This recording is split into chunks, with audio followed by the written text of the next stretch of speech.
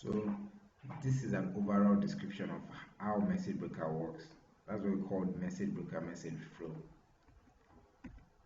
So here I have message broker as the middleman between a source node and a sync node.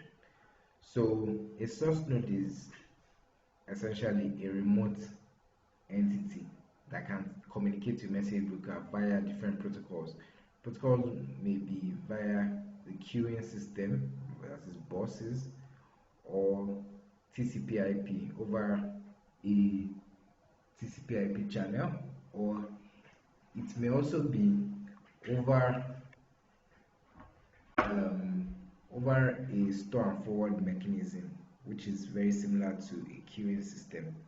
So ideally, whenever a source node would usually like to communicate with a destination node, but more often than not, there is really no communication between this direct communication between the source and the sync node.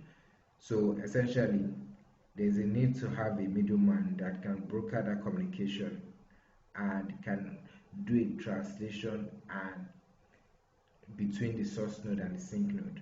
So for instance, you have a source node A that wants to send a message to a sync node. The source node A understands, in this case, format A, but the sync node doesn't understand format A. So ideally, you require at the message broker end a converter that translates the request from A to B. So, and the same converter, because converters are supposed to be dualistic in nature, it's supposed to be able to translate the response back from format B to format A.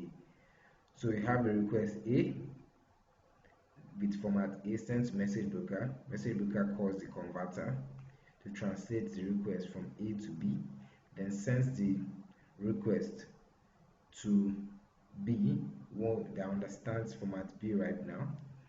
Then when from the sync node B is done with the message, it sends a response back in format B, of course, that it understands. Then message broker converts from format B to format A the response. Then response is being sent as format A back to the source node. So typically this flow is being done over and over again by message broker to broker communication between the source and the sync node.